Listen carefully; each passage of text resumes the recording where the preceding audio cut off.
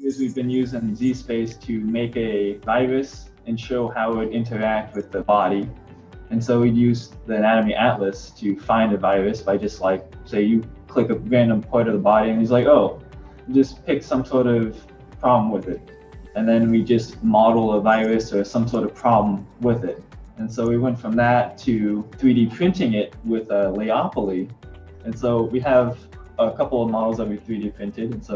And then they would paint them and then show what it would do. And so at the end, everyone's presented and they have a whole tech fest at the very end where they have children and their parents. They come in, they look on the zSpace with the 3D glasses, they put them on, and they get to move it around and see what it does and all the cool things you can do with it.